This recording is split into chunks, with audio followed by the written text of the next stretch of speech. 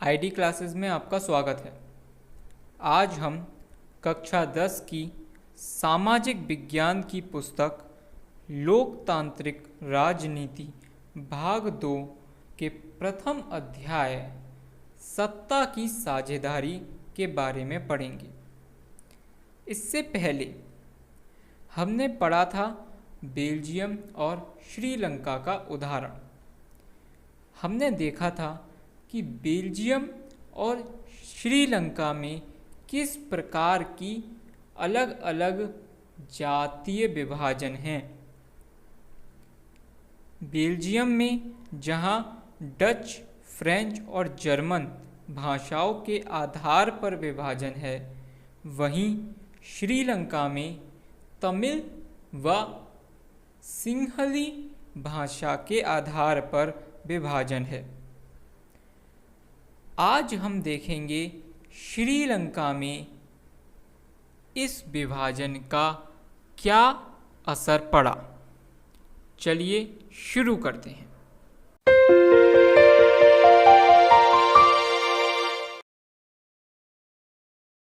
श्रीलंका में बहुसंख्यकवाद। बहुसंख्यकवाद का अर्थ मैंने पहले ही आपको समझाया था। बहुसंख्यकवाद अर्थात एक ऐसा सिस्टम जहां पर बहुसंख्यक लोग अल्पसंख्यक लोगों की ज़रूरतों एवं उनकी इच्छाओं की अवमानना करते हैं। वे स्वयं की सत्ता चलाते हैं, स्वयं का ही प्रभुत्व चलाते हैं। तो श्रीलंका में हम क्या जानते थे? बहुसंख्यकवाद हुआ। यदि बहुसंख्यकवाद है तो कौन से लोग संख्या में अधिक थे? सिंहली भाषा बोलने वाले। तो श्रीलंका में सिंहली भाषा बोलने वाले लोगों ने तमिल भाषा बोलने वाले लोगों को अपने नीचे दबा कर रखा। सन 1948 में श्रीलंका स्वतंत्र राष्ट्र बना। कब बना था? सन 1948 में। भारत 1947 में ब्रिटिश राज से आज़ाद हुआ।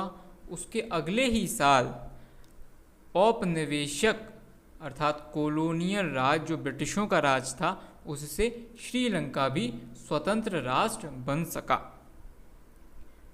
सिंहली समुदाय के नेताओं ने अपनी बहुसंख्या के बल पर शासन पर प्रभुत्व जमाना चाहा।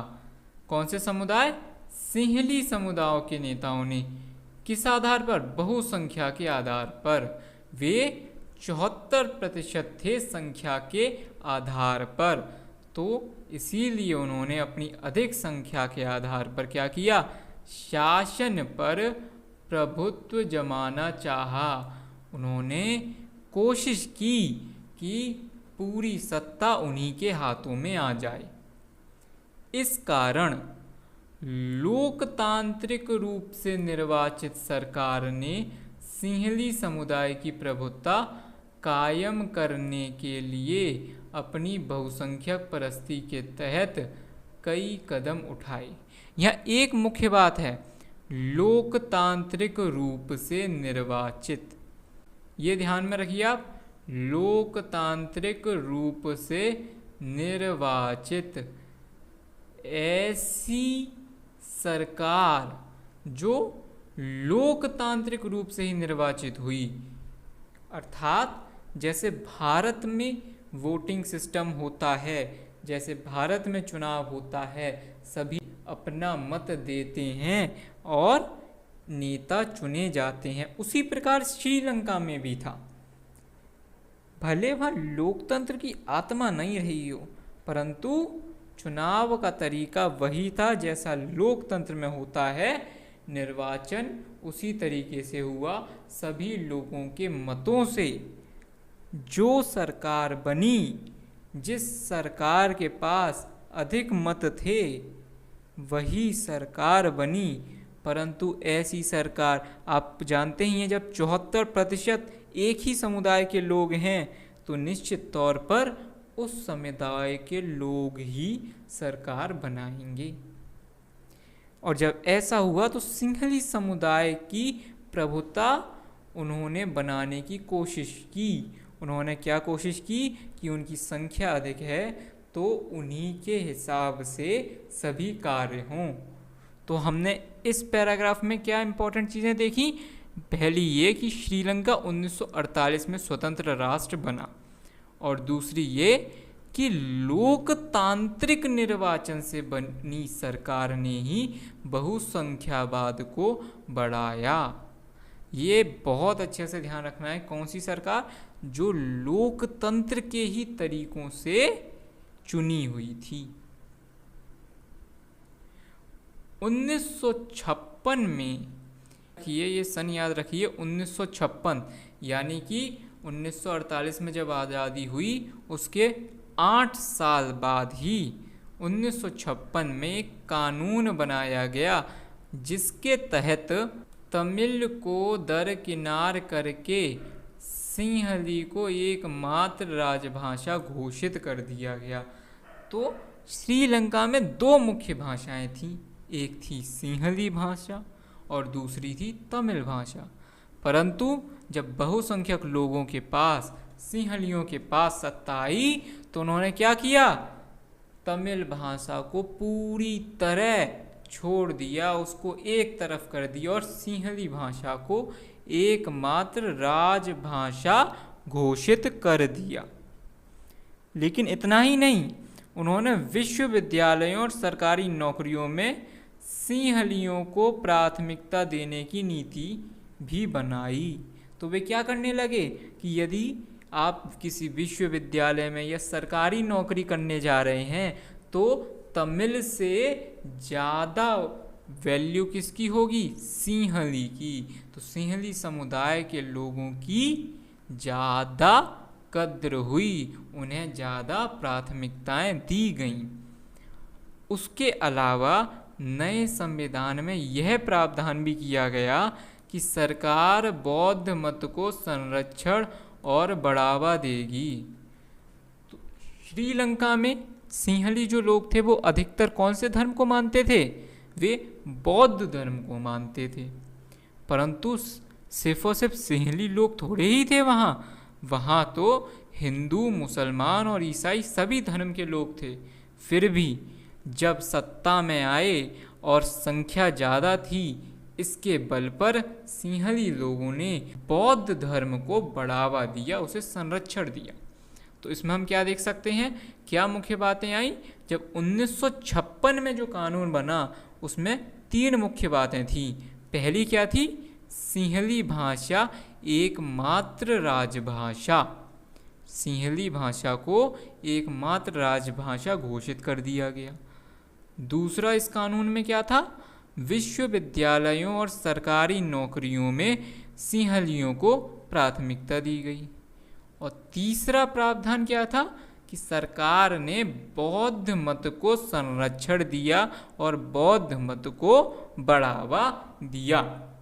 ये 3 विशेषताएं थी 1956 के कानून की। इसके बाद एक एक करके आए इन सरकारी फैसलों ने श्रीलंकाई तमिलों की नाराजगी और शासन को लेकर उनमें बेगानापन बढ़ा दिया।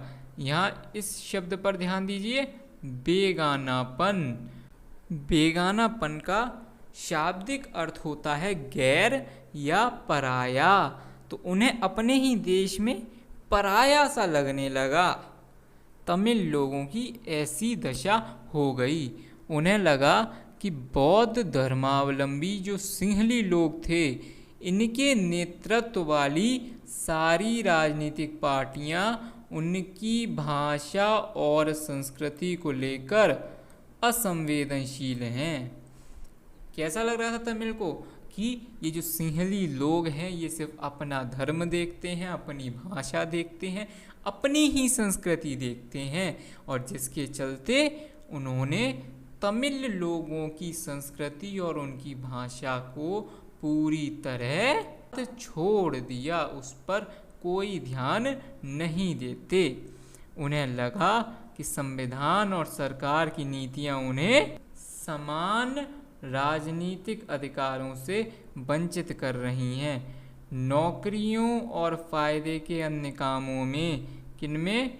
नौकरियों और फायदे के अन्य कामों में उनके साथ भेदभाव हो रहा है। उन्हें लग रहा था कि उन्हें समान अधिकार नहीं मिल रहा, उन्हें भेदभाव झेलना पड़ रहा है और उनके हितों की अनदेखी हो रही है। और इसका परिणाम क्या हुआ? तमिल और सिंहली समुदायों के संबंध बिगड़ते चले गए। तो यहाँ हम क्या देख सकते हैं? मुख्य बिंदु क्या है यहाँ?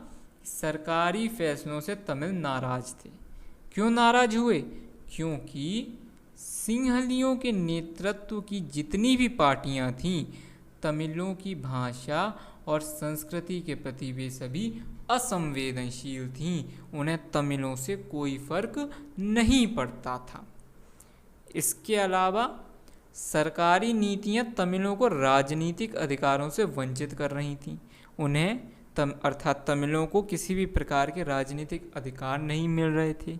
और तीसरा मुख्य पॉइंट यह है कि नौकरियां आदि में तमिलों के साथ भेदभाव हो रहा था। आप स्वयं सोचिए, आप किसी एक देश में रहते हैं और आपके साथ भेदभाव किया जाए क्योंकि आप किसी एक समुदाय के हैं, तो आपको कैसा लगेगा? निश्चित तौर पर आप भी नाराज ही होंगे ऐसी व्यवस्था से। वही हाल तमिलों का था, जिसके कारण हुआ क्या? बहुसंख्यकवाद से तमिल और सिंहली समुदाय के संबंध बिगड़ते चले गए, आपसी टकराव बनने लगे। तो अब देखते हैं अब ये टकराव बढ़ने लगे तो श्रीलंका का ये परिणाम क्या हुआ इन टकरावों से? तो परिणाम स्वरूप श्रीलंकाई तमिलों ने अपनी राजनीतिक पार्टियां बनाई। क्या करी? उन्हें क्या पता था? सिंहली जो भी पार्टियां हैं वो तो उनकी परवाह नहीं करती, तो उन्होंने अपनी ही राजनीतिक पार्टियां बनाई और मांगे रखी। कैसी मांगे? तमिल को राजभाषा बनाने की, क्षेत्रीय स्वायत्ता हासिल करने की। स्वायत्ता होता है सारा का सारा अधिकार स्वयं पर, एक प्रकार से स्वतंत्रता की बात कर रहे हैं। क्षेत्रीय स्वायत्ता का अर्थ हुआ कि जहाँ जिन क्षेत्र में वे लोग अधिक हैं वहाँ पर वे अपना राज चाहते हैं। इसके अतिरिक्त उन्होंने शिक्षा और रोजगार में समान अवसरों की मांग की। उन्होंने ये संघर्ष अपना शुरू किया कि उन्हें समान अधिकार चाहिए, उन्हें भी बिल्कुल उसी तरह जीवन व्यतीत करना है जिस प्रकार सिंहली व्यतीत कर रहे हैं। ठीक है, लेकिन तमिलों की आबादी वाले इलाके की स्वायत्ता की उनकी मांगों को लगातार नकारा गया। उनकी जो भी मांगें उठी सिंहलियों ने उन पर ध्यान नहीं दिया, उन्हें मना किया, उन्हें नकारा।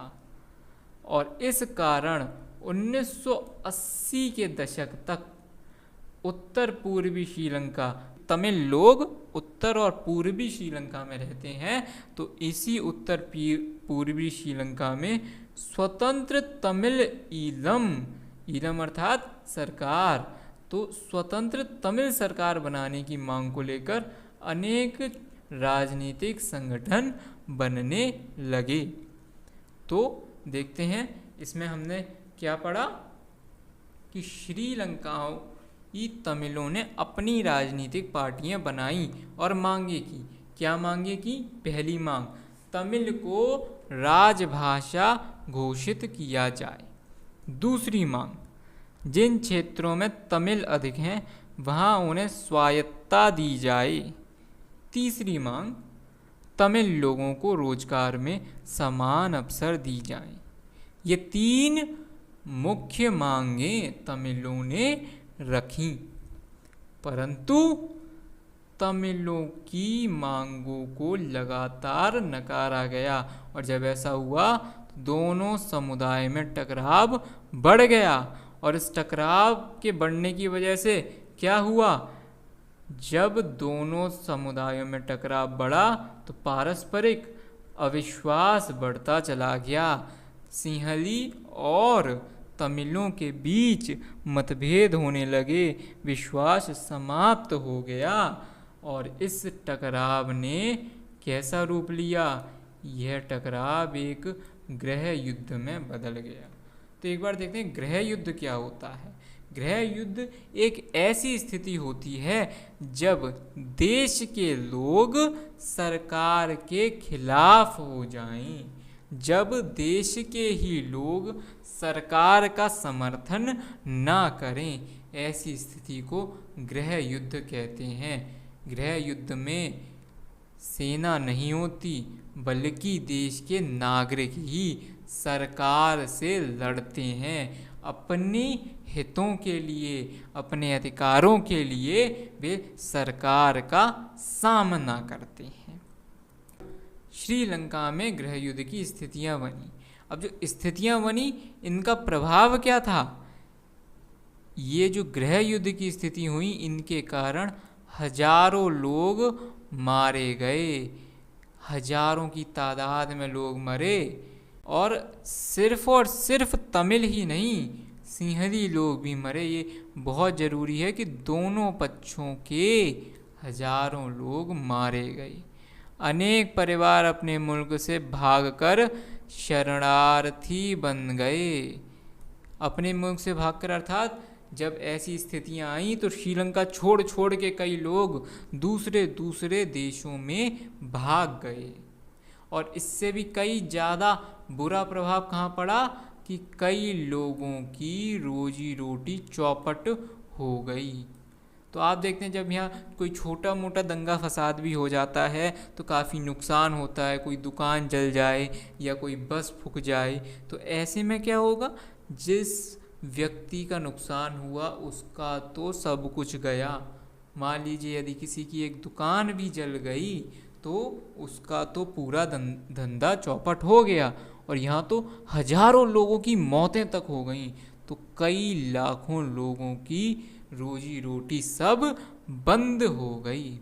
10वीं की अर्थशास्त्र की पाठ्य पुस्तक के प्रथम अध्याय में ही है कि विकास, शिक्षा और स्वास्थ्य के मामले में श्रीलंका का रिकॉर्ड काफ़ी अच्छा रहा है। जब हम यह पाठ पढ़ेंगे तब हम देखेंगे कि श्रीलंका का वास्तव में विकास और शिक्षा और स्वास्थ्य के क्षेत्र में काफ़ी अच्छा रिकॉर्ड है।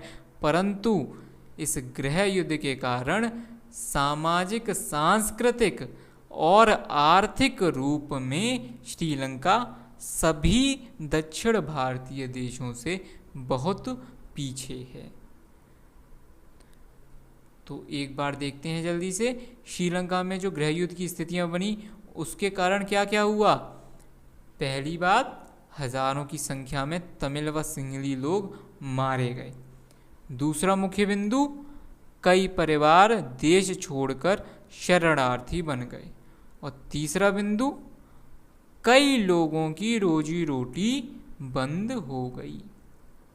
अंततः 2009 में यह गृह युद्ध समाप्त हुआ।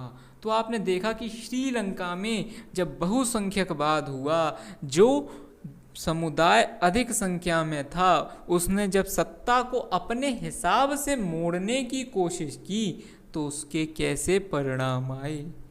हजारों की मौत हुई, कई लोगों को देश छोड़ना पड़ा और कई लोगों का खाना पीना, कमाई सब बंद हो गई। और ये देखिए 1980 के दशक में ये शुरू हुआ और 2009 में समाप्त हुआ। कुल 30 साल करीब तक यह गृह युद्ध चलता रहा, टकराव चलती रही।